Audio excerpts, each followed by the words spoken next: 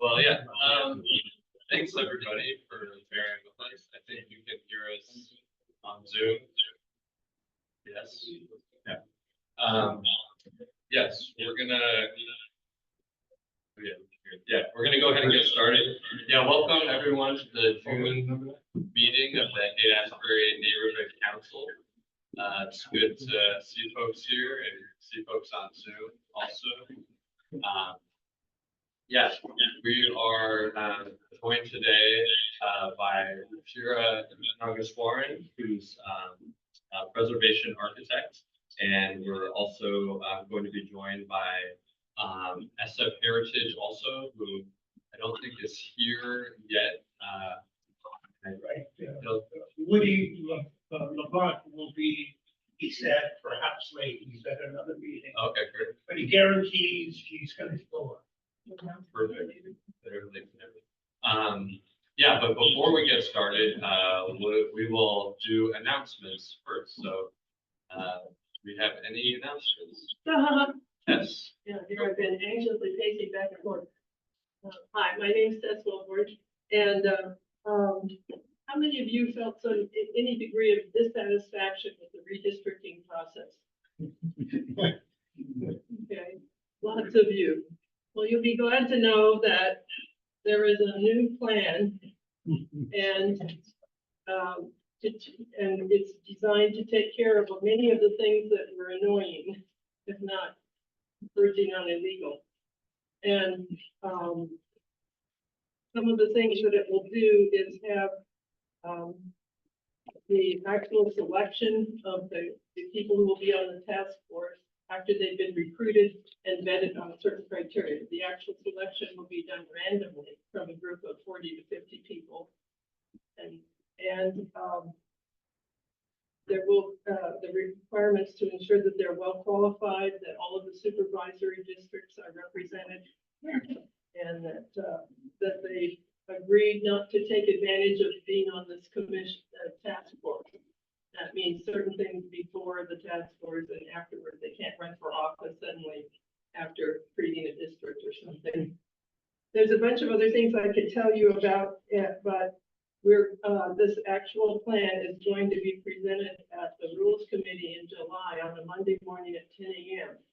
And so if you'd like more information and or if you think that you'd be willing to consider going to a 10 a.m. meeting on a Monday in July and speaking hopefully in favor of this new plan, which would then mean that the next time we did redistricting around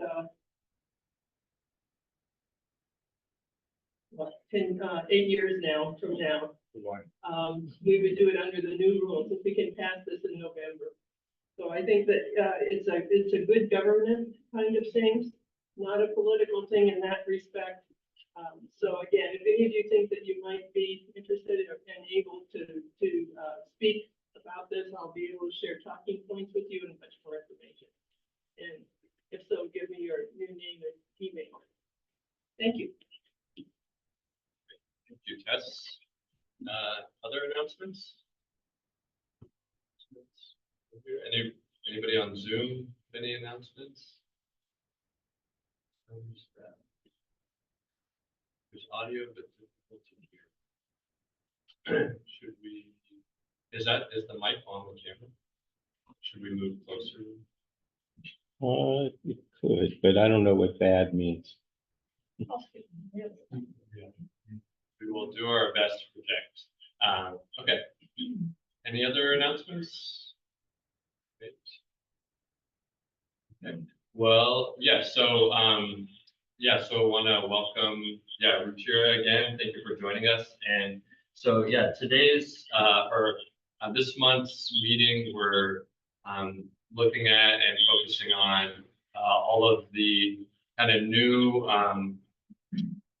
land use laws that are coming in and impacting San Francisco in different ways. So, there's at the state level, a lot of the streamlining and increased density and kind of other forms of deregulation of housing development that are being passed. have been proposed. And also at the local level, similarly, deregulation around kind of market rate production, kind of goals that were set out in the housing element to increase density and increase heights. And so there are there's proposed legislation around rezoning also locally. So, I think there's many different ways that this impacts San Francisco and neighborhoods. And I think, we've touched on some of there's the displacement and demolition of residents, issues around small businesses. But another issue that we wanted to think about and explore more and discuss was around historic resources and impacts to historic buildings, historic districts, architecture, and cultural heritage. And so we have invited Ruchira, who sits on the Historic Preservation Commission, but is here today in her individual capacity as a preservation architect to share some of kind of her own insight through her work around how these issues kind of intersect and could impact or have impacted historic resources or historic preservation. So maybe, and we're also going to be joined by someone here from SF Heritage, Woody. And so yeah, maybe we'll just start. Maybe if you could just share maybe a little bit about yourself and the work you do. So my name is Ruchira, and Nagas Warren, and I've been an architect and in the field for 28 years. 25 of those years been in San Francisco. I've worked on more than 100 projects, varying in types of projects, sizes of projects, from small, discrete pieces to civic buildings. So I have a broad understanding of historic resources, and I've written historic resource assessments, architectural assessments, thousands of pages, and done lots of research. So, I enjoy what I do, and I was, based on my experience, had been selected to be on the commission. I'm not going to speak as a commissioner or represent the commission or the planning department. My goal here is to speak about preservation in general and, the housing legislation, and also, aspects of the housing element that may affect historic resources. So I'm working off of a slideshow that was presented by the planning department to the planning commission in December. This is available to you online at sfgovtv.org. You can look at that particular hearing, which was on December 7th. And just kind of go quickly through the specific legislations. So one of the ones that we'll talk about is AB 2011, which is Affordable Housing and High Road Jobs Act of 2022. Then there's SB 4, which is Higher Education Institutions and Religious Institutions that initiate projects. SB 423 is streamlining the housing approvals for multifamily housing. AB 1287 is additional density bonus incentives or concessions, which talks about having initiatives or incentives for developers to provide more affordable housing, and in support of that, they would be able to add stories to the building. So it kind of expands on the housing and density. And then AB 1114, which is post-entitlement phase permits. Now, I'm not even close to being an expert on any of this, so I just want to summarize what these are. And it'll touch on how it affects historic resources. So a lot of what this legislation does, which was initiated through State Senator Scott Wiener, and also other people, to allow housing to be built and reduce the amount of bureaucracy involved, which is, you know, helpful, but can also possibly get into, you know, trouble with historic resources and or in the integrity of the city that we love. And so looking closely at these specific legislations is helpful because, and you all know your neighborhood very well. You've lived here, you know it better than any other people. So when a housing project comes in front of you, it's important to look at these pieces of legislation closely to see what specific things they require and what they may not always provide. Or if they have specific things that they're doing, there may be specific lines in that legislation that will allow you to say, can this happen or cannot? And that's very important. That's the most important part of your participation in the process, is to know this legislation and understand the nuances of it. And then, of course, being very proactive in talking to state representatives about your concerns. And you know, being fair in the sense of looking at what this is trying to do to provide very low income and moderate income housing across the city, but also preserving the integrity of the historic resources and the history of the city. So both have important elements to it. We want to find a balance, you know, in doing that, and because there is that. So there's kind of buckets of things that we're looking at: the state housing legislation, the housing element, and then, you know, specific landmarks, historic resources, and districts, and seeing how they align with each other. So I'll continue on with the state programs, and I'm sure a lot of you have more knowledge of this than what I will kind of give a preview of, and hopefully we can, you know, bring out some questions on that. So AB 2011, the general standards are, it's creating ministerial approvals, staff level approvals that are based on objective standards, not subjective, not opinion. So a lot of what we have in historic preservation can be subjective rather than objective. So there is some movement in trying to codify objective standards so that we can meet head on with what is being legislated. So AB 2011, if the site must be located where office, retail, or parking are principally permitted.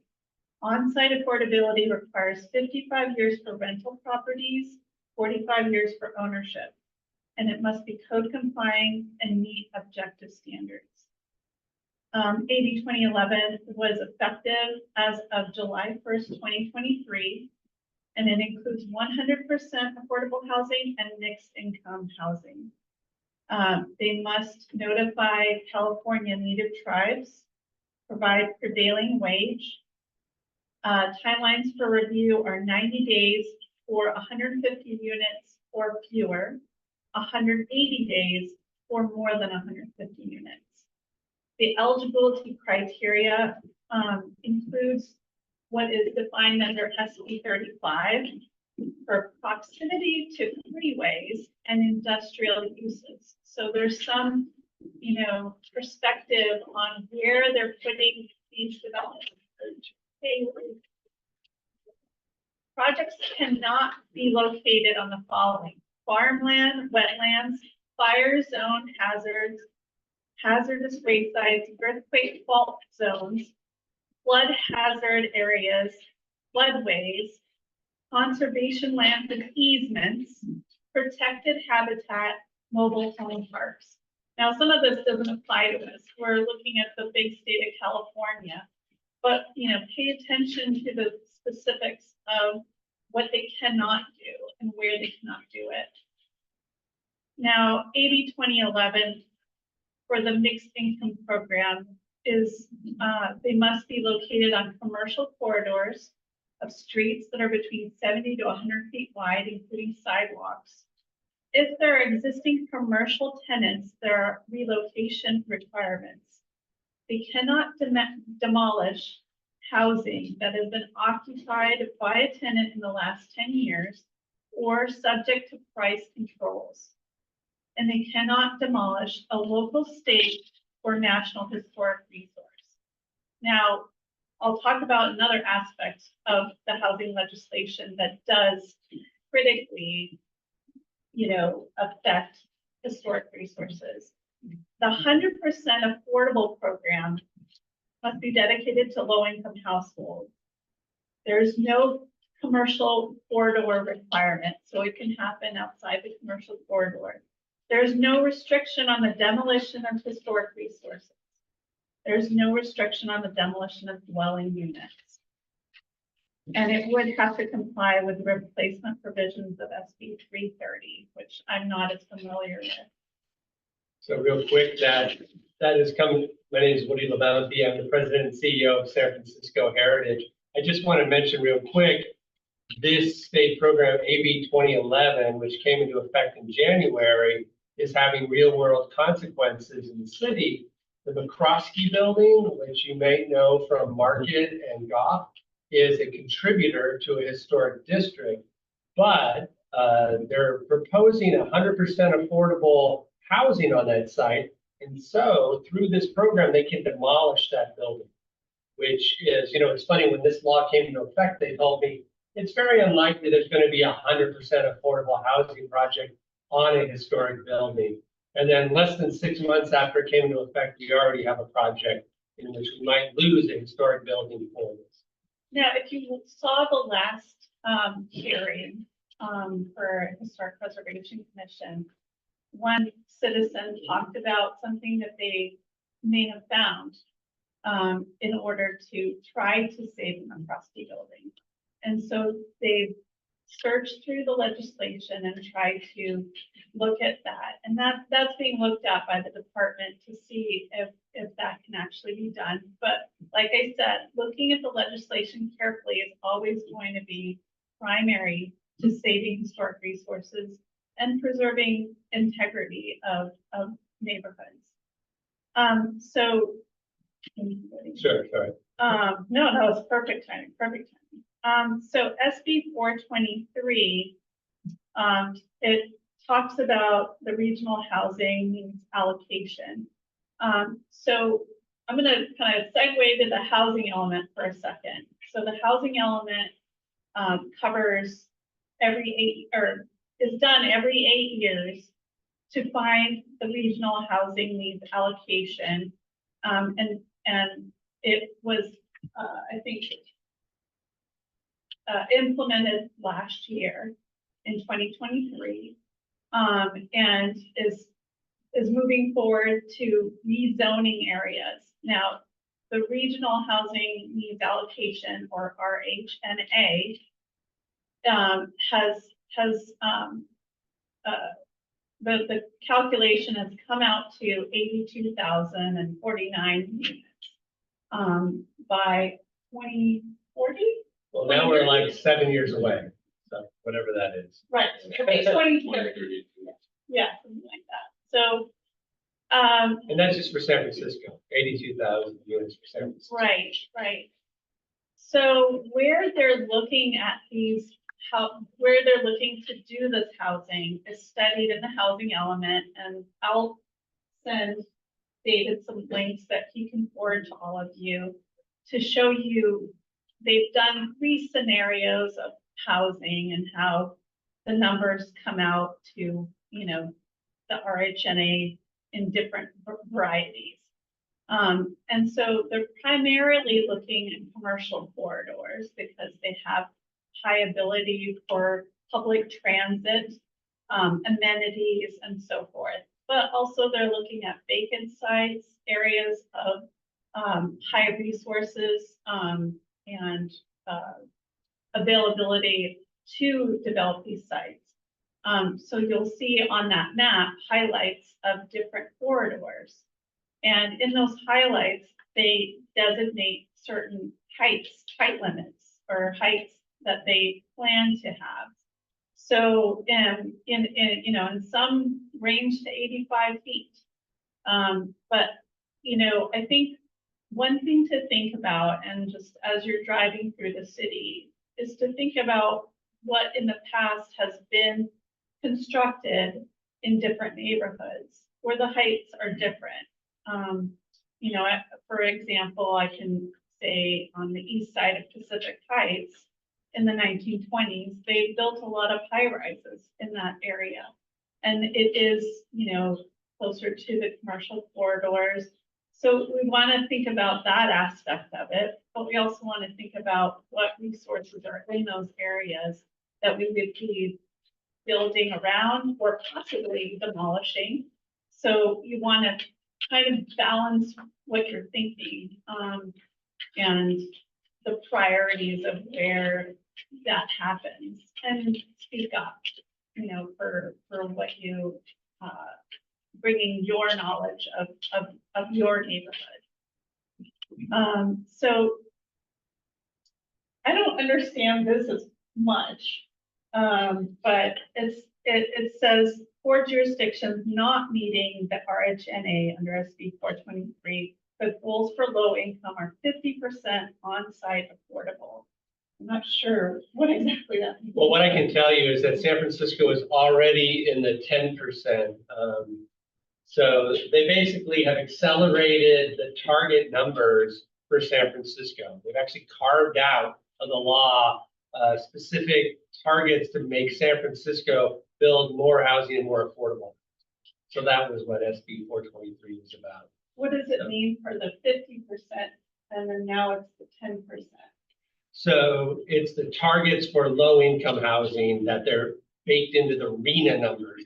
No, RHNA? no, the housing element recognizes rent control, voluntary rent control units as quote unquote affordable housing. I see. So rent control is not affordable housing. It is a market, a price regulation on market rate units. So when a rent controlled unit becomes vacant, the rent reverts to the current market rate. So it is a market rate program with moderated prices for long-term residents. But it's not really affordable housing. And the state is now allowing voluntary commitments by the developers that these new units will be rented. And I think that we'll see, but that's the meaning of the 50% number. It's low income. And so 423 was about how much affordable housing they have to put into development. And if you're not meeting your RENA numbers, then you have to have a certain amount. But in San Francisco, we're at the 10% number already. Like it's not 50%. So it's just basically an acceleration of the requirements for developments to provide low-income housing. Well, I would beg to differ. All of the state Department of Housing and Community Development actions have been aimed at allowing market rate, accelerated approval of market rate housing. The state has done nothing to accelerate affordable housing. That's right. They have not reduced the 200-page application for state funding for 100% affordable units. They have not accelerated the approval process at all, as they have done for market rate housing. There is no question that the housing element favors the production of market rate housing at a rate virtually unheard of in the history of San Francisco. I mean, including the housing boom that happened in the roaring 20s. I'm not expressing myself What is correctly. being proposed now is at a level of density higher than that. And it is of interest to us at the Haight-Ashbury Neighborhood Council on the impacts that the proposed rezoning will have on commercial corridors in virtually every neighborhood in Western San Francisco. And it seems to us that a neighborhood is more than simply housing. A neighborhood is housing and shops and neighborhoods serving retail. And what is being sacrificed at an extraordinary level in the proposals of these are commercial units that have no housing above the building. It's the housing that preserves the building, that makes it more difficult to demolish. Because make no mistake, you can't reach the levels of density that are proposed in the housing element and the mayor's proposal without demolition of existing buildings. They don't just add 3 floors on top of an existing building. They demolish the existing building and build it. So our concern is, at least along Haight Street and many other neighborhood commercial districts, there are significant architectural amenities in those streets. And we wonder what possibility exists given the 36 in the last year state laws that have all done 3 things: accelerate approval, remove the public participation and public hearings, and the third is to allow great bonuses on top of the extremely high densities that the city is proposing. You guys are all local officials.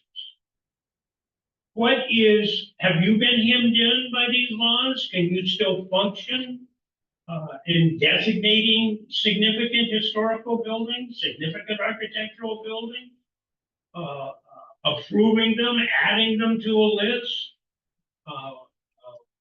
So Have you been hampered in that ability by these state laws? So, like I said before, one of the things that is required by the state laws is objective standards. So when a historic resource is reviewed in respect to the state density bonus program, even though it may be evaluated on specifics of how it looks or materials,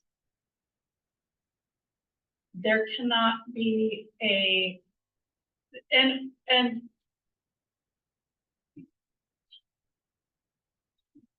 I'm treading a careful line here, but there are things certainly that can be reviewed, but it doesn't allow for limiting the development in a way that is allowed by the state program. So we may be, you know, and you can, maybe you can speak more. Yeah, I can speak probably a little more freely than Ruchira, because I'm not a commissioner or with a state agency or a city agency. I'm an advocate for historic resources. Just to go back to 423, essentially, we are in agreement. Basically, this law is to make things ministerial, to lower the requirements for low-income housing and to allow more development. It's not good for historic preservation. It's not good for a commercial corridor like H Street and the amount of density that could be inserted over possibly and definitely historic structures. Real quick about the way the state laws are going and what we can do locally and what we can't do locally is a lot of the state laws are overriding local designations. And even more importantly, so like if you have a historic landmark or a historic district that is designated by the city of San Francisco, some of these state laws say, no, you have to be on the state register, you have to be on the national register to be excluded, but if you're on a local register, sorry, our state law can override that. So it's not in all laws, but in some of them. So to us, and there's another bigger danger, in the past, we would find buildings or districts that we would say are eligible for designation. We would say, oh yeah, you look at that, or somebody did some research for a project. We would say, yeah, that's historic, and somebody should at some point designate it as a landmark or as a historic resource. But nobody did the work. And the real problem now is they're streamlining housing production, but they're not streamlining historic designations. So you have many, many properties that everybody locally recognizes are historic, but nobody's done the work to put them on a register. And so they're not protected from some of these laws. So for us at San Francisco Heritage, there's like 3 strands we're trying to address here. One is the state. How do we get the state legislature and the people of California to appreciate, value, see the importance of historic preservation? Not just to buildings and that they're pretty or that some architect did a great job, but if you get rid of some of these things, you lose communities, you lose cultures, you lose legacy businesses. So historic preservation is about more than architecture in that sense. So how do you get the state legislature and the general narrative in California to recognize the value of historic preservation? But on a more micro level, what do we do right now? If it's all about designation and getting on the California register, how do we get as many of our historic resources designated as quickly as possible? How do we streamline that process? And that way we can say, look, this is valuable. Everybody agrees it is. Let's protect this. You can build over here, right? Let's protect the special things and then give you your space to build that new housing and let developers have that clarity. So that's kind of what we're working at. It's an uphill battle, I can tell you. The narrative right now is all about housing, housing, housing. And if you pause for a second to say, wait, this is a special street or this is a special building, people want to call you a NIMBY and they want to just move on and say, why are you obstructing the future or progress? Why do you hate housing? And we're trying really hard to say that is not the case. We can actually have both. We can have housing production and we can recognize these special things. I think the point that Woody makes for state designation of historic resources and streamlining that process is a really important part of this. Just it could meet it head on. And maybe it's something that state lawmakers should, we should talk to them and have them start doing that. Because, it's like a barreling truck, we have to meet it. But sorry. Yeah, can't you get entire neighborhoods designated? So it gets tricky. And this is again about part of it is the narrative, right? So Right now, there's a lot of pushback against what's called historic districts. So historic district, it's like, yeah, together, maybe individually, these things aren't as, important as this other building over here, but as a collective, they bring everybody up. Like, you have to recognize it's an important collective of buildings, contributors to a district. Again, we're fighting a lot of forces of people who are like thinking historic districts are about exclusion, and they're about NIMBYs, and they're about rich people who don't want other people who live in the neighborhood. And we're trying to fight that. A good example of that is in the Tenderloin, for example. There's historic districts in the Tenderloin that preserve low-income housing. And if you didn't have that historic district and the tax credits that the developers could get from that, a lot of those apartment buildings in the Tenderloin that are for low-income people would be like hotels. It would have been turned into like luxury hotels in the 90s. So it's like historic districts aren't either or. They either are historic or they're not. And they can be a great tool to preserve like landscapes rather than just one building at a time, which takes forever.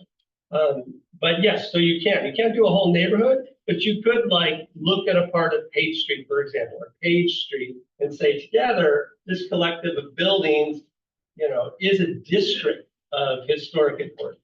I was always very surprised that each street in Ashbury didn't already have it. I mean, people come from all over the world to go to Ashbury. So Right. it's kind of surprising this hasn't already happened. Right, and it's because it's funny, for a while there, people didn't want to get any designation, they'd fight against it because they didn't want restrictions on their property.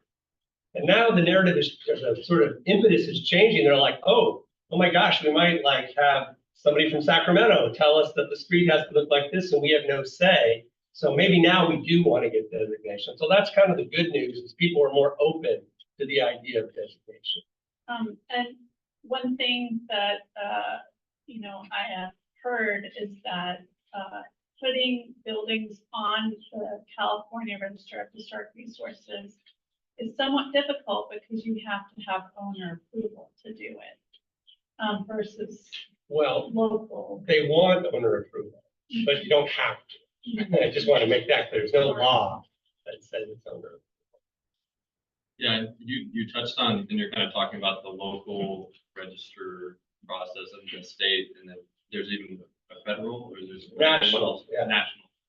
So can you describe a little bit about the process of that? Because I know the city is going through their own process of like changing the local rules also. Is that correct? Or they're looking at that, or can you describe what the process is for those two? And when you say it's like a more challenging to get on the state level, like what that tangible looks like. Well, there's a couple things happening. One is we're what's called a certified local government, which means the state recognizes our historic preservation program and essentially certifies, right?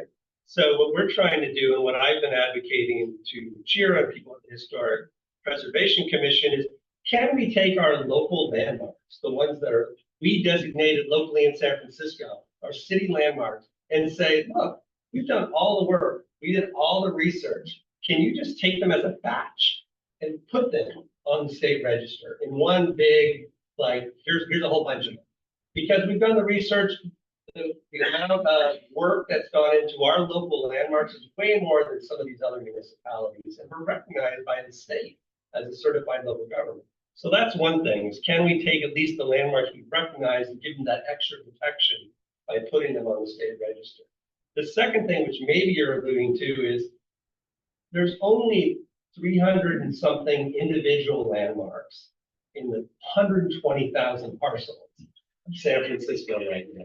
And there's historic districts too. Is there a way to streamline all the eligible buildings and districts that we know exist and give them that status in a batch? And that might take some like legislation that the supervisors would have to work on, but it would be that sort of streamline of landmarks that we think are already worthy and getting them designated. So that's being kind of investigated by the planning department and San Francisco Heritage, and we're talking to some supervisors.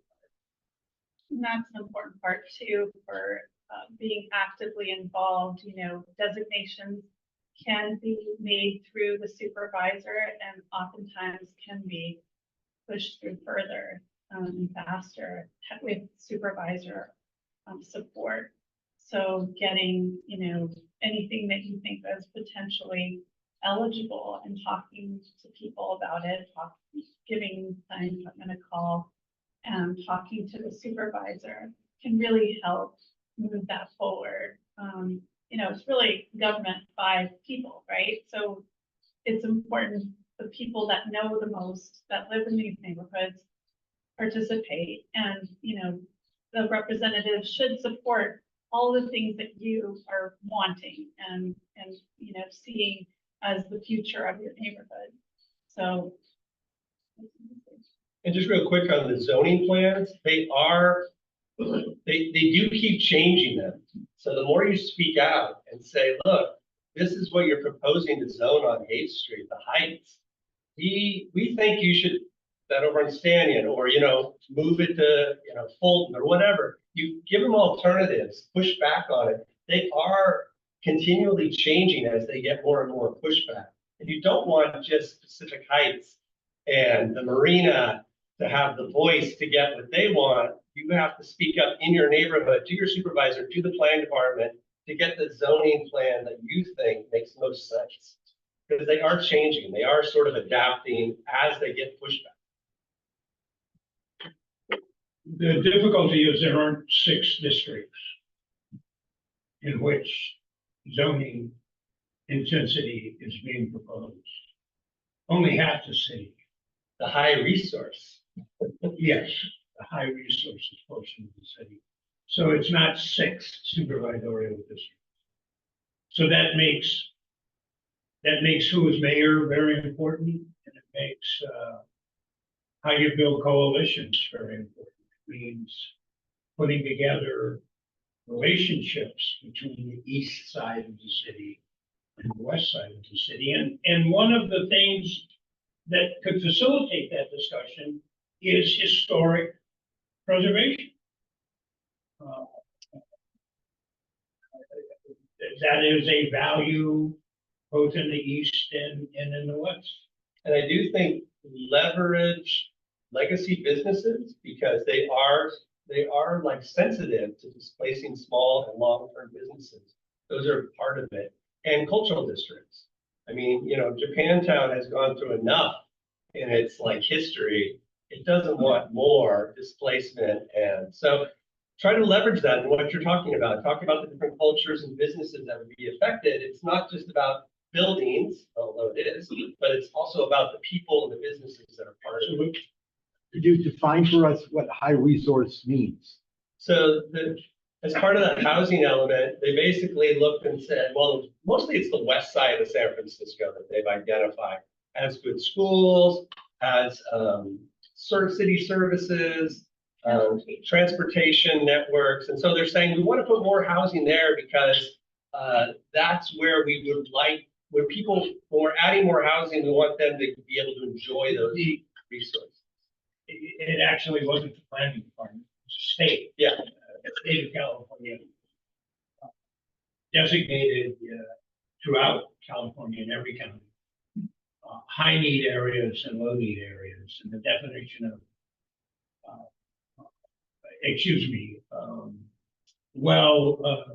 well resourced and not well resourced neighborhoods. And the definition of a well resourced neighborhood is a child or a senior's life expectancy is very good. There are sufficient services and institutional support for a high quality of life. So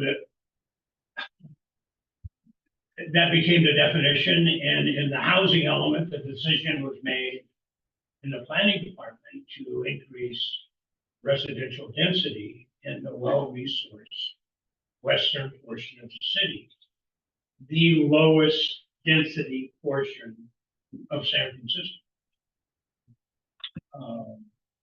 And thus, we have this now kind of bifurcated planning in the city. but it was a state concept, and it's about life expectancy. You've got a higher chance of doing well in a well-resourced neighborhood than otherwise. So you can take the housing, especially market rate housing. That included the frequency of transit too. No, it couldn't possibly. The frequency of transit is much higher in the eastern portion of the city than in western San Francisco.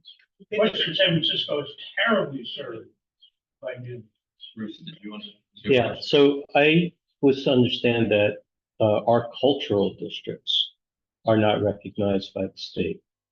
So how will they be protected? The cultural districts, they're recognized by the state, but they don't have, there's no like land use designation for them that's like enshrined in law. So they're identified and like the state will say, I see you, you exist, but there's no like legal requirements for the land use. So they weren't written into any of these streamlining laws. It's a relatively new concept, but they could have been. I will say the city in its zoning, its sort of zoning plan is sort of paying cursory attention to the cultural districts in how it's putting out its zoning. But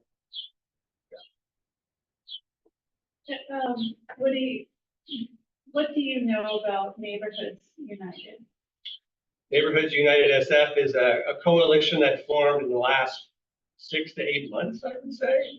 It seemed to mostly be spurred by the upzoning, by the zoning changes. And there's neighborhood groups and different neighborhood groups have signed on. I don't know if HANC is part of this.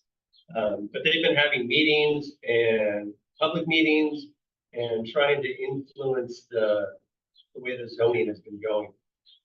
As part of it, definitely people are talking about a bigger push to maybe even change things on the state level to bring back local control.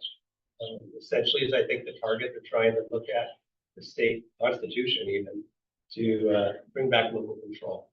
But broadly, if you go to, I think it's nusf.org or Neighborhoods United SF, they're a coalition that's definitely focused on the upzoning plan primarily, but generally the state laws and restoring local control to land use decisions. Yeah, the Haight-Ashbury Neighborhood Council is part of the Race and Equity in All Planning Coalition, REP Coalition for short, which is made up of organizations, community-based organizations across the city, and was heavily engaged in the housing element process, and is also engaged in the rezoning and the many different pieces of legislation coming up locally and to some degrees at the state level, primarily around concerns around displacement and gentrification and the need for affordable housing. I do feel like the cultural districts and legacy businesses are a great way to push back. And then through that, you know, because I think there's a certain recognition of historic preservation, but it's really under assault right now. But it's hard for people to sort of publicly push back against cultural districts, displacement, and the loss of legacy businesses. I think it's hard for them to make a case. So, yeah. I have a question. Oh, go ahead. The businesses on Haight Street, you know, was looking for these. I think it was deliberately strategized. You know, with all the shops and stuff. Is this a case of landlords holding on to their business until, you know, people are going to pay the money that they want? Or are these two different things? We're talking about the vacancies, like vacancies on Haight Street? Yeah. Is that what you're saying? Yeah, the in business, like the club below. I mean, that's been around since I was a kid. And it was doing great, and then all this mess came down, and I think it got too hard for the people that were renting it, and I think it's their landlord is there, which I think not a good reputation. So, you know, just wondering, there's an awful lot going on, and then when they did this, not the rezoning, but the, doing the neighborhood and breaking up District 5. I mean, I don't know, what are we now? Are we District 5 or District 6, you know, what are we? Yeah. So, I just feel that that Breed she just came and just tore down this neighborhood. And this has been my neighborhood all my whole life, I'm eight. So I really, it's an assault. This mayor is an assault on people in society. And then buying the DA and Oberdorf bragged about how cheap it was to buy a DA in San Francisco. This is outrageous. I mean, Yeah. there's just, it seems a lot of things over. Yeah, I think, Hank is, similarly, concerned about the small businesses on Haight Street, which are so much of a core of Haight Street, and what makes up Haight Street. And I think during the pandemic, there was, huge challenges, for small businesses on Haight, and folks coming out of that, recovering from that. And now with the rezoning proposals, it's it's almost like an insult to those businesses, because it kind of puts like a target for displacement on small businesses also, or at least that's the way it appears. So I think that's definitely something that we want to see addressed in the rezoning proposal. What's going to happen, to small businesses? What's the plan, or even the analysis around? Two more that are coming down. Yeah. It looks like two more businesses are broken up here. I do think a big difference that I think that they're using too broad a brush on the zoning is there's a big difference between saying everything on this block or is the same, should be this height, when you're talking about Haight Street, or when you're talking about, say, Gary. There's a fine grain sort of character to a street like Chestnut or Haight Street compared to Lombard or Gary. And to just sort of like make it a dozen feet here or there difference between the two is being, I don't know, just obtuse. It's like there's a big difference. You have these small businesses on these little commercial corridors. That's very different. You can't just like make it open season to raise it and build new buildings when you have all these tiny businesses. We have the building at the corner of Haight and Ashbury, the Doolin Larson building, San Francisco Heritage does, and there's 6 small storefronts as part of that property. And, if we were a developer, or we were somebody looking at that parcel at Haight and Ashbury and going, hey, there's money there, it's Haight and Ashbury, we wouldn't be thinking about having 6 small businesses as part of that streetscape. So that's the difference. You look at a street like Haight, and you should have a different approach than you would for like a larger commercial corridor, which has much bigger lots and different kinds of business. So that's the sort of differentiation that needs to be incorporated in this plan. So this rezoning is interesting, we just haven't done anything the same height. They just, in general, when they do zoning, they try to be consistent in heights on strips and blocks. And they don't really differentiate when you start getting into the fine grained details. And that's where I think is something that could be changed and that we could push back on. Can you give a quick overview on the designation process, local, state, national? Sure. Yeah. Okay. I could talk generally how historic resources are identified. We have criteria that we look at, whether it's important for an event, a person. Is it an objective criteria? That's a good question. So the state is saying it isn't, but they're trying to, we're kind of like playing this on the fly. We're trying to come up with objective standards for something that is hard to be called objective. For example, like when you're talking about a property that has an association with an important person, and then you like go, well, who decides that person is important? Who decides what part of the building makes it important? And that, it gets into subjective things sometimes. It's a little easier when you're talking about architecture because you can sort of talk about, but it is hard. But you can sort of at least say window treatment or setbacks or form or mass. You can kind of get there, although it's really hard to just like apply that across the board for many different kinds of properties. So it's difficult. It's sort of like trying to be objective about art. You know, architecture in a sense is art, right? So to say like, we're just gonna make an objective standard on whether the Mona Lisa and, you know, Guernica are like, you know, what's important about both of them that we can judge them. It's almost impossible. So since so many of the state laws require objective standards in order to impact development, is that a term of art that is used to make y'all's life more difficult? It definitely makes our life more difficult. I don't know if that's what they meant to be. I think it's an interesting question that we can, if as a group, people are interested in creating definitions at the state level of what this means and saying that the objective standards are there for the person. Okay, let's say it's, Abraham Lincoln's house. Who was Abraham Lincoln? He was president of the United States. Where was he born? He was born in this building. Why is it important to us? Because he was a president and he did impact the history of the United States. In a sense, that is objective because we're looking for the evidence to apply to a building.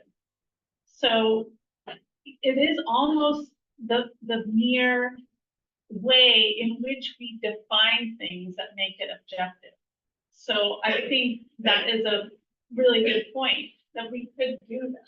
We can, and they're trying, but the problem is that we're streamlining and we're kind of being hit with this wave of state laws and we're playing catch up. And we're not necessarily being given the time or the resources. A lot of resources are going into housing production. It's not like a bunch of incentives are being created for historic preservation. So that's another issue. But back to your question real quick.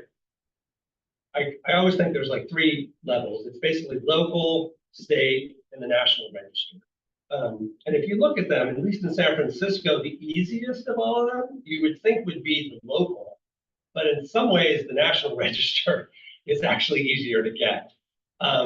They all go through a similar process in which there's some analysis done of the building. Often that costs money. You have to get somebody with some skills and expertise to do the work.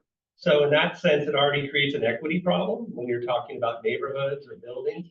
The second thing is it goes for, like, let's just start with local. There's different paths to how a landmark, let's say, gets designated. One is the supervisor is the quickest because if a supervisor in a district initiates the landmark designation, the planning department is on a clock. They have like 100, well, it's usually 90 days, but they usually extend it. They can extend it once for 180. So they have like 6 months essentially to come up with a landmark report, bring it back to the city and say, okay, we've done the research and here's what we think about this building. Here's everything we found out about it. Then it goes to the Historic Preservation Commission. It goes through planning, goes to the Historic Preservation Commission. They make a recommendation one way or the other. Then it goes to the Board of Supervisors. They hear it twice. And then it goes to the mayor's office. So that's actually the quickest path to getting a landmark in the city. It still takes about 6 months at least, maybe 8.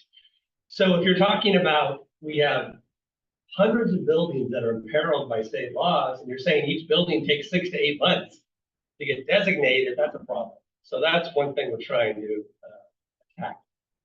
To get on the California register is a similar process, but it goes through, we're a certified local government, so it goes through us for comment. This will let our Historic Preservation Commission sort of say what they think. They often recommend it to go to the California register. The State Historic Resources Commission meets once a quarter. And so it goes through their process, their office, and then they bring it to the commission to decide, and that happens once a quarter. So even then, we're talking about a process that might take a year when it goes through all that. You want to talk about the National Register? Since you're sort of in more of a National Register space these days. Yeah, so National Register, it has a, application process. And that application process defines the the history of the building and why it's significant.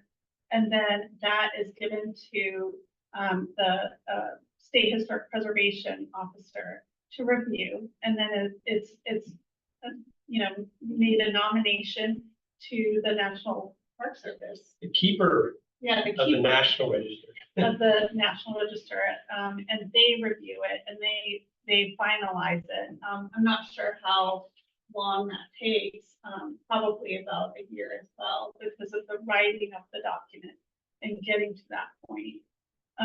So. But then if it's on the National Register, it automatically is included in the California Register. Right. So a lot of people will just let's just go straight to the National Register. We'll get on the California Register. And like I said, a lot of these laws don't even include local designation. So more and more, it used to be the local designation had the most power, but now it's almost switched because now a National Register, California Register kind of takes precedence in a lot of these laws. I think what you express to the state bodies, the state representatives, the state senators of your concerns.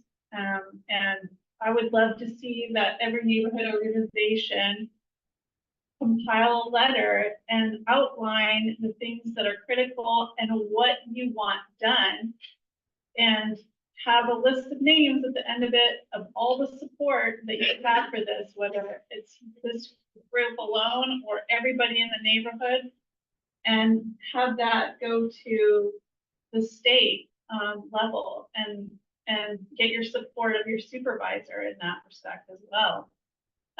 Because if they know that this is valuable to you, they ought to, because you are in the power position to vote for this person again. If they follow through or they don't follow through, they're here to represent you. They're not a leader, they're a representative of your interests. Tell Scott Wiener you care about historic resources and say, if you're streamlining housing, great, but can you streamline, protecting our historic resources too? Because he needs to hear that. Can you talk a little bit about how the local zoning, once you talk about there's a plan and it gets revised, how often does that happen? How often do they meet? What are the abilities of, affect those type of local plans? Are you talking about the zoning The itself? housing element, the rezoning. Like the heights? Yes, and so stuff? meaning the areas where they're focusing on. So, You said that, that there's been conversations. it's happening right now. So every 8 years, the city has to certify a housing element with the state. This is a long technical thing to talk about. But essentially, the way the city will express it is they're under the gun. They have to meet these numbers or Armageddon will happen. And the Armageddon that really is true is that the state can apply penalties if you don't meet these numbers that could make a lot of permitting ministerial. So essentially somebody can come in and say, I want this building to be built, and it doesn't matter what you say, because I meet all these criteria, I can do whatever I want, you can't stop. Again, it's a loss of local control. So that's really the kind of threat that the city is trying to hold off. They want some control. So part of that is meeting these targeted numbers that are defined through a long process and are part of this state mandated process every 8 years. And the city essentially agrees to what's called the housing element, which it did last year. As Kira said, last year, the housing element said, we're going to add 82,000 units, new units in this next period of time. How they make up that number, that's where the zoning is coming in. The city is trying to prove to the state and to everybody, we have done a process to figure out how to add all these new units to the city. And as part of that is where it was zoned 40 feet high, we're going to make it 80, and that way you get all these extra. Now, whether these things ever get built, whether anybody has any money to build them, whether there's any market for them, all that is not really part of the process so much. It's sort of like just saying we're making this space. But the real threat is if they say, we're zoning this to 80, and right now nobody's building, there's no money, nobody wants to, there's no financial incentive. Well, then it's just 80. And then if they apply the state density bonus, it could be even more. And then once the money comes back, once the developers are interested, once AI takes over our city and all the new tech people show up, then we're suddenly going to see all this. And that's what we're trying to be reasonable about now. We don't want to have unintended consequences, right? So I'm kind of getting off track there, but, And but I it's, think yeah. what you were saying earlier is that they are listening. They are listening right now about the zoning, like they're susceptible to influence, I would say, right? Who is they? They is the mayor who's running for mayor. And, so they had this first zoning pass that the planning department put out, got a lot of pushback, and the mayor suddenly said, oh, well, let's do it a little different. So I would say that right now she is open to suggestions because she's running for mayor. This is me talking. So that what was before the March or whenever it was? Yeah, and then she sort of said, oh, we can change it. My conversations with planning and with the folks that are responsible for this, they do keep changing things as people speak up. But how do we know when they tentative release it, every 2 months, or how do we know when There is a weekly meeting of the planning commission. And any given month, over the last 6 months, 8 months, there's at least one item on the agenda of the planning commission in an open public hearing that discusses one aspect or another of the housing element, the potential rezoning, the impact of state legislation. It occurs almost at a weekly level. The mayor has not proposed an ordinance setting out, and that's what is required to change the zoning. It's a zoning ordinance. She has not submitted an ordinance. She has submitted various concepts, various notions, which she has pulled back on, lower the height. But no one knows for certain what the specific proposal is. We now know that she's going to concentrate in the high resources portion of San Francisco along neighborhood commercial streets. The notion is to increase density, amongst other reasons, because along commercial streets, there is sufficient public transit. Public transit is on life support right now, and the mayor has no proposal to address public transit. Nonetheless, she's talking about increasing density, residential density along commercial corridors, in part because density can be increased more so by not accommodating cars and parking, off-street parking, with the notion that there'll be everybody there will be able to take public transit. But the future of public transit is in question in the region and certainly in San Francisco. The mayor has not opined on.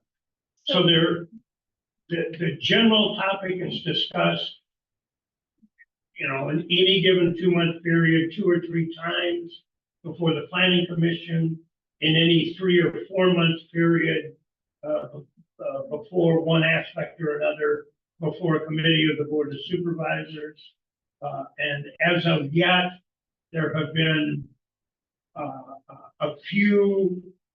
there's been increases in allowable density in Western San Francisco. There has been a technical change. These are ordinances that have been back in San Francisco. There's been a technical change allowing greater building volume per lot again, principally in the better resource half of San Francisco. So the 900-pound gorilla has not been presented, but several 120-pound chimpanzees have been, and it appears to me that this will be a major issue in the mayor's race once we get off crime. And the outcome will really not be known until who's going to be mayor in the next 4 years. If you want to you can contact about the zoning. It's called expanding housing choice.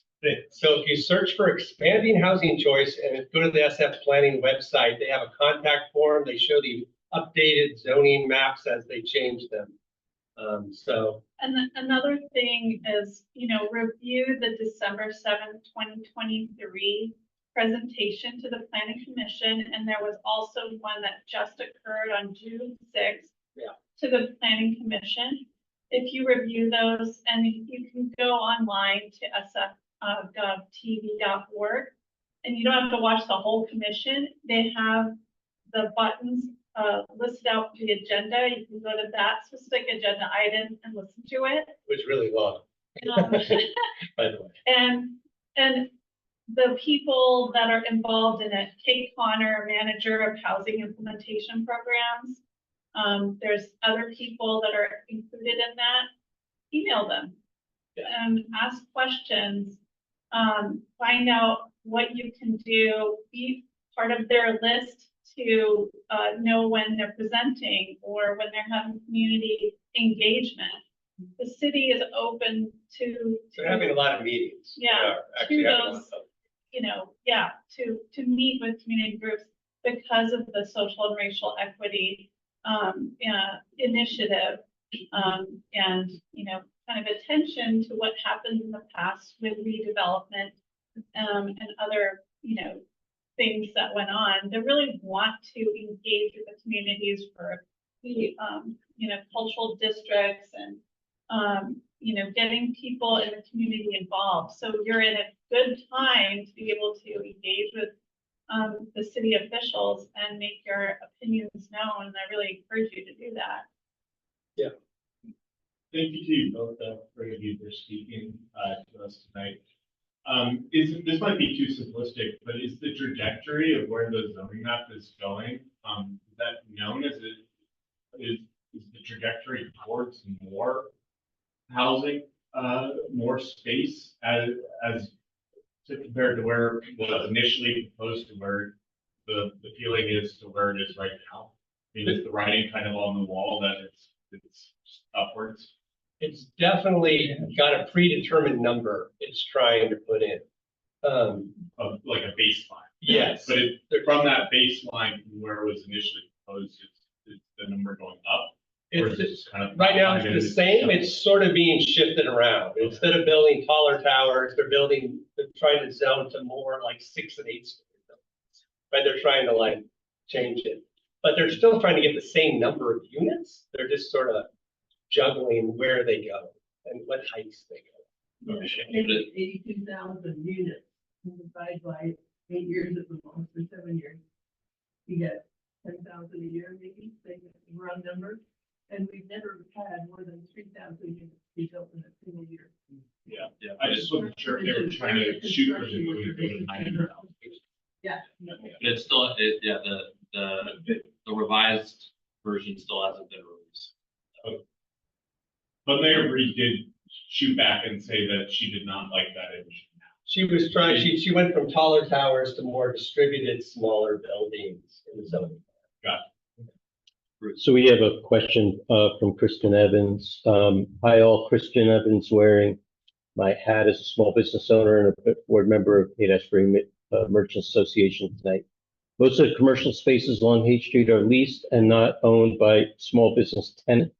Can the panelists describe what, if any, role a retail tenant can play in these processes? I heard you say that building the building owner support is preferred but not required, how has the tenant's opinion been factored into past processes and decisions to designate? So as far as landmarks go, or the California Register, what I was saying was, they would prefer, like if you say this house or this commercial building is a landmark, they would prefer to have the tenant or the owner's consent and approval of that process. But it's not required, is what I'm saying. For Kristen, talking about like Haight Street businesses and Booksmith and things like that, if you're talking about the legacy business registry, you don't need the owner's consent to get on the legacy business registry. Being a legacy business doesn't protect you from these state housing production laws.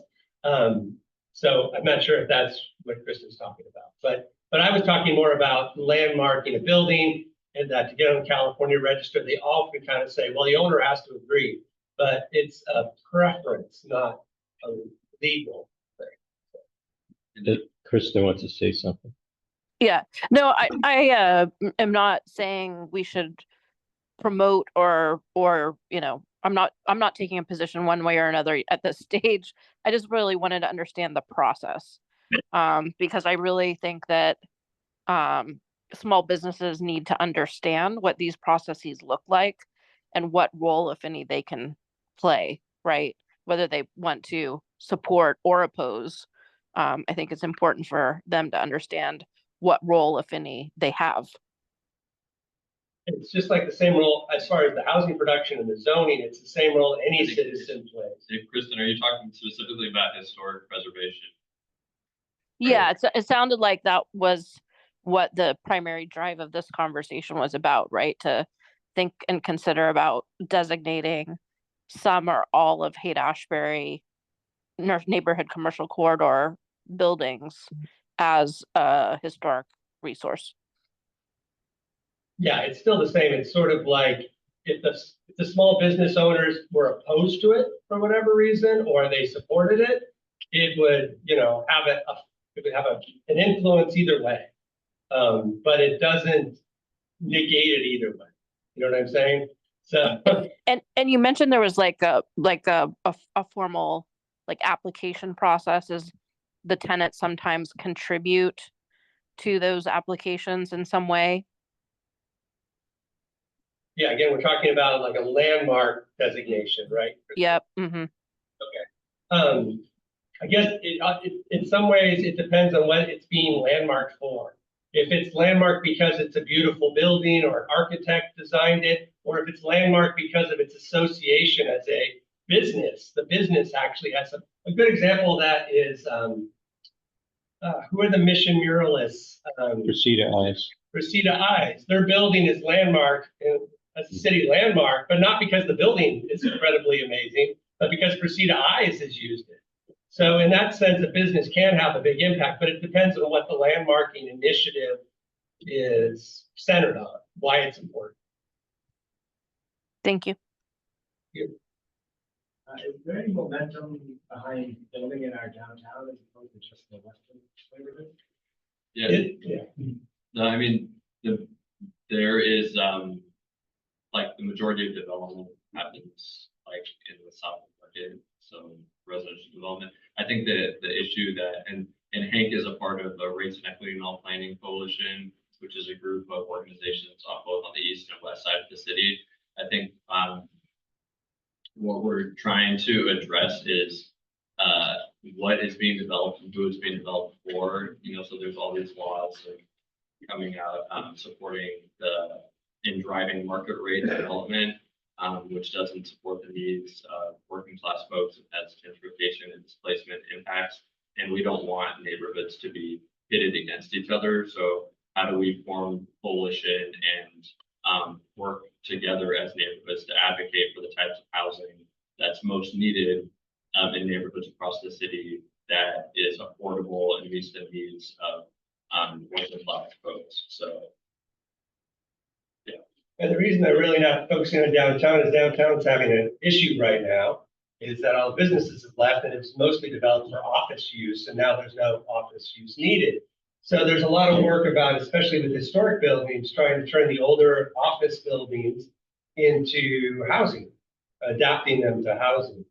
But to your point about displacement and who are the new housing units for, I think the city and the state in general has to be careful about privileging these sort of imaginary newcomers who we don't know if they're going to represent racial and social equity over the people who are already here. And so that's a big part of, I think, the planning is like, wait, you can't just like say, we just need a whole bunch of new people here. You should think about people who are already here and that contribute to the diversity and the vibrancy of the city. And then how do you protect them? Okay, now you've done that, let's make the room for the new people. I mean, San Francisco is always going to change. It's always going to be new people. We want them to come and discover this amazing place and find their home here. We love that, but we can't do that at the expense of the people who have already made this amazing. So I think that, I think that what you're doing is the right tack. You know, that is what I think that the core of this issue that often gets ignored is racial and social equity and gentrification. Sort of tangential to that. Does the housing element take into account vacant units? And is there any inventory of vacant units? Yeah, and I'll try and I mean, there's so much about the housing element. And it definitely is all interrelated, but also kind of want to take advantage of the expertise of our panelists to steer it towards historical preservation also. But my understanding is no, it doesn't take into account, vacant housing units. Is there any inventory in the city? I don't know. Yeah. There are numerous studies to try to measure the vacancy rate, and they sometimes conflict and contradict each other. So with doing development in historic buildings, if they wanted to, I don't know, add on to it or build onto it, they have to maintain the facade in some kind of way, and some of the framework in order to do that, but they can still build, like if it's a single story, they could build on top of it.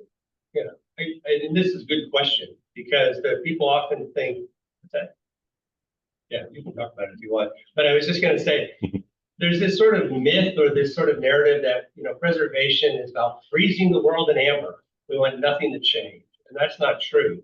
I mean, there are many, many examples of adaptive reuse is what we call it, where you take a historic building and you can add to it. It can be extended up, it can be extended out, the interior could even change and be reconfigured. To me, it's like every building is different in that sense, and it's up to talented architects and preservation folks and engineers to kind of figure out how to do it. Every now and then we at Heritage will push out against what we call facadism, where you basically keep this little tiny strip at the front and then build a whole new building in the back. So we don't want that everywhere, because you do kind of lose the core of what's special about many of the places if you just keep these window openings or this little detail. So every building's different, but many, many buildings have been changed in remarkable ways, height, width, size, interiors, and still kept the essence of what everybody recognizes, what makes it special. So there's no absolutes, I guess I would say, about preservation. Can historical status also include the interior, preserving the interior? Sometimes, yes. Yeah, it depends. In the city of San Francisco, it's typically the public spaces that could be landmarked, and not necessarily the private spaces within a building. They get shy about interiors of like residences because they don't want to like hamper generations of new owners from changing their kitchen or something. But like a theater or a church or some place that is generally and traditionally open to the public to use, they're much more willing to say this is a special character defining feature of this interior, and they will often include that in a designation. Hello, Woody. Yes. Hi, Woody. It's Greg Garr. How you doing? Garr, how are you? Hey, Woody. First of all, Woody wasn't properly introduced. in the beginning as the executive director of San Francisco Heritage. So I work with Woody a lot with Western Neighborhoods Project.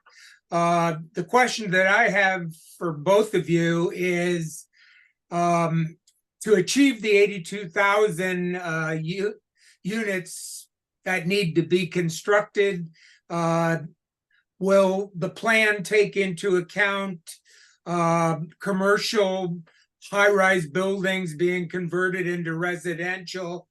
And will it take into account buildings that are now empty that could house people? There's many apartment buildings in San Francisco that are completely vacant because the landlord doesn't want to rent it out. And that's an opportunity for housing. So could those be included in the 82,000?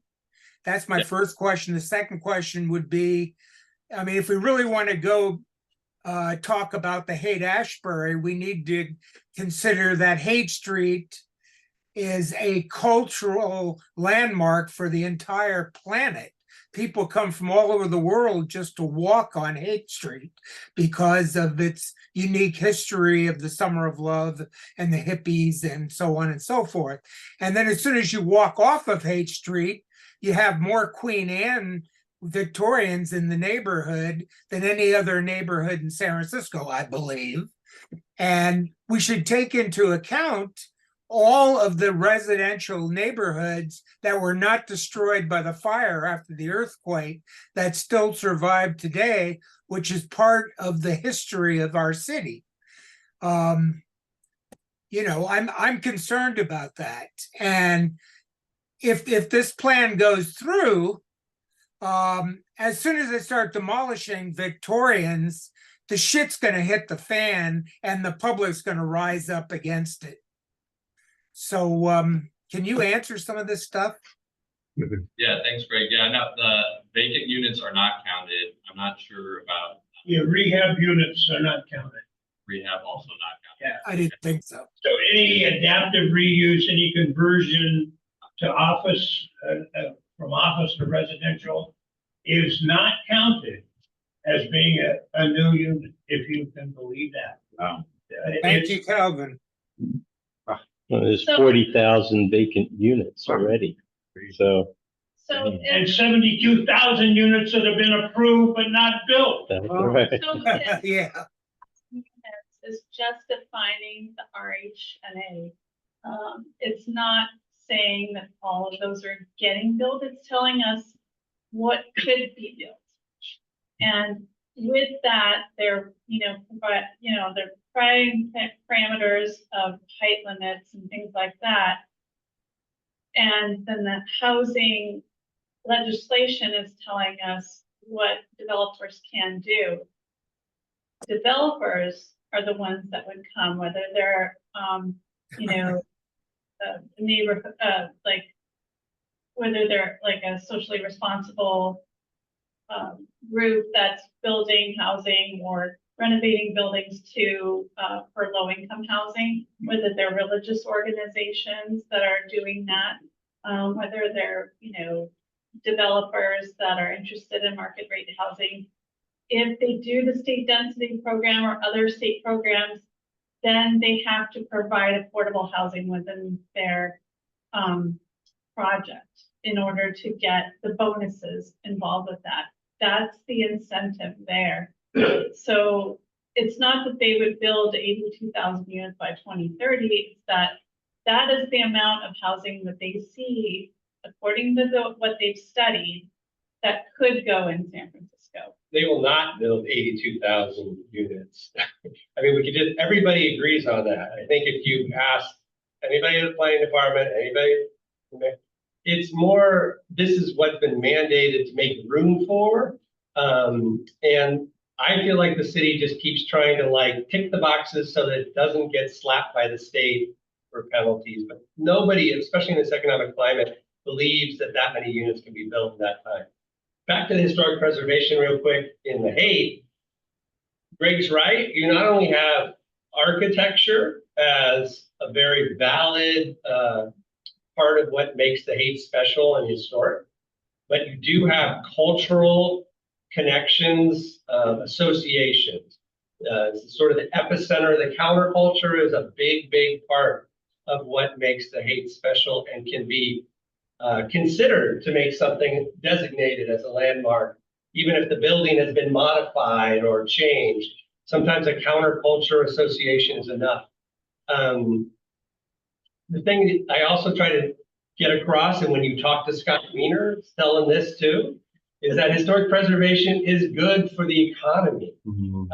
People, like Greg says, people come to Haight-Ashbury because they want to experience the counterculture and the history, and what they want to see are things that speak to the counterculture and the history. They want to see the Victorian architecture. They want to see the businesses that call and honor that. So that's all good for the economy. If you changed all of this into glass boxes, there would be no there to drive business to this neighborhood. Well, So tourism is one of our industries. tourism is a big industry. So the thing is that people talk about like historic preservation stops things. Historic preservation just opens the door for this economic vitality. Right on. Great, so what does that 80,000 unit number really mean then? Yeah. With the deadline in mind too? I'm gonna steer us back. We actually at HANC had a meeting in previous months where we talked about the 82,000 units is what has been mandated that San Francisco should build in 8 or 9 years, whatever it is. Otherwise, there could be laws, I think, in that further undermine local control. But yeah, it's I'm gonna gently refocus us on the historic preservation piece, and I know we're running close on time, but maybe one question I had, and then I was gonna open it up to anything else you both wanted to touch on. And we kind of been talking about it here. Is like the question of why should we care about historic preservation and cultural heritage and identity? Like, why does that matter? Because I think, we hold meetings here and, we advocate for different things. So, why you should care about small businesses, why you should care about tenant displacement and tenant issues. So yeah, you kind of touched on with the Haight, like I'm sure all of us and all the people who come from around the world could tell us why cultural heritage and history matter in the Haight, but maybe you can kind of share with us your thoughts on why we should care about this, why it matters. Yeah, well, we talked a little bit about the economic engine of that, but we can also talk a little bit about housing. This is a concept that's still trying to kind of be articulated, I think, in the preservation world, but they call it naturally occurring affordable housing. And San Francisco is such an outlier because every inch is like so valuable, but preservation is good for the climate, for our environmental goals, because to tear down a building and build a new one is far worse for the environment than to retain a building. So it's good for that. Like I said, it's good for the economy, especially in places like the Haight. It just draws people. It makes people want to do business or open businesses. I mean, you look at like Jackson Square, all those new tech companies, they want to be in a brick gold rush era building. It just gives them cachet and sort of importance. So historic preservation is great for the economy.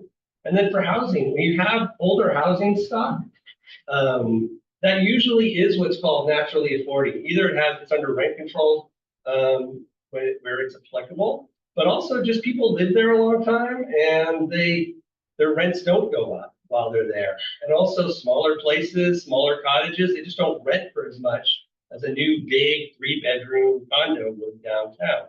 So all those factors, people haven't done all the analysis of that, but generally something that's retained and preserved is going to be more affordable overall than a new construction. So for all those reasons, I think historic preservation is it's great for a place like San Francisco. It doesn't really impede anything. The stories you hear, the sort of horror stories, are often sort of misinformation that you can't make changes, or that you will be,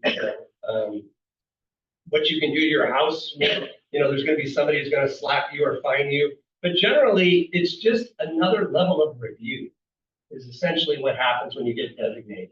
You have to go to Ruchira and say, I want to do this. And Ruchira is very reasonable and is usually going to let you do it. So it's not like it just freezes things forever. Landmark buildings change, landmark buildings adapt, and they're used for new purposes. So I feel like for all those reasons, historic preservation is something that needs more champion because it helps neighborhoods and it helps the city for all its goals. I mean, it's the long view of history. What are we doing if we're not remembering our history?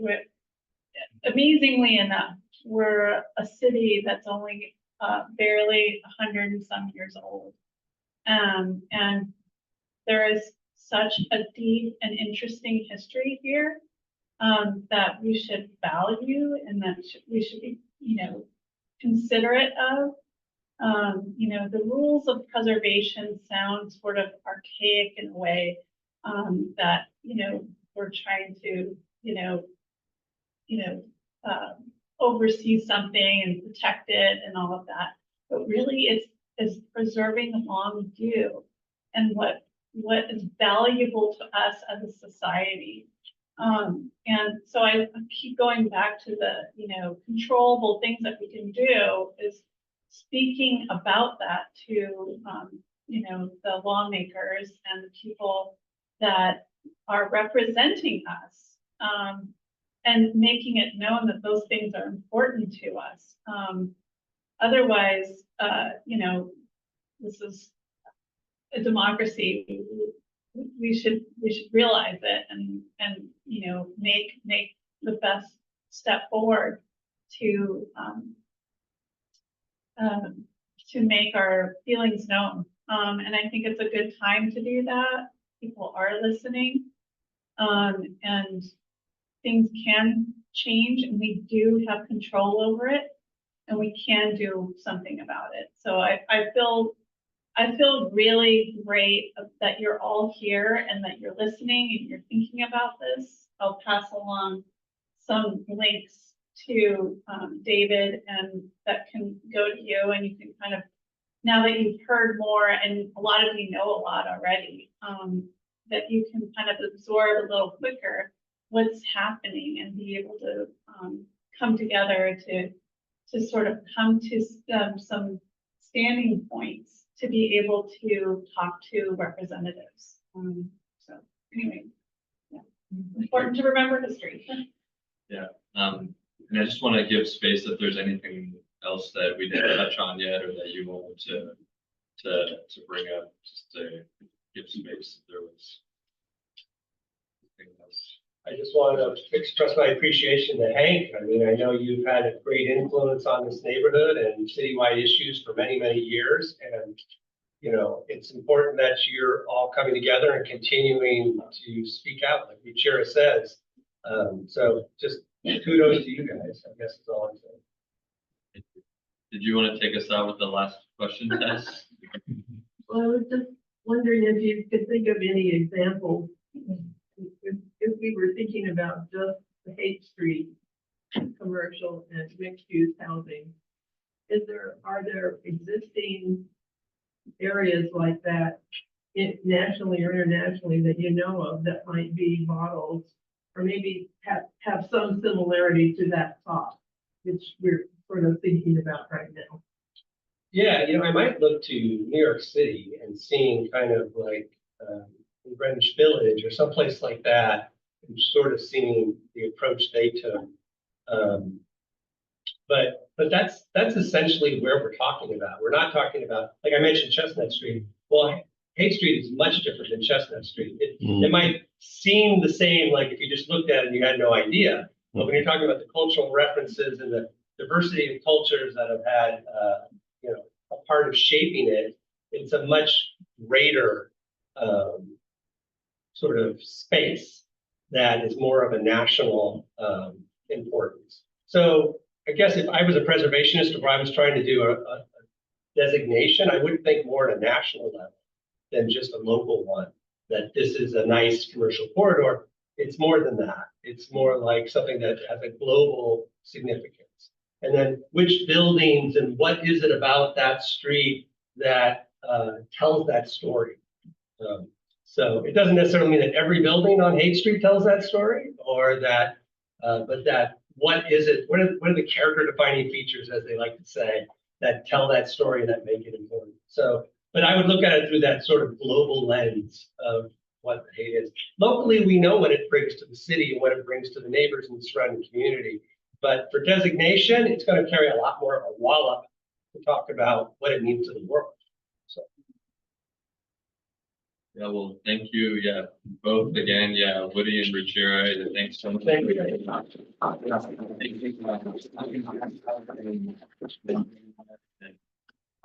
Yeah, appreciate you being here. Sorry I was late. I had No problem. another event. Bye. Yeah. Thanks, everybody.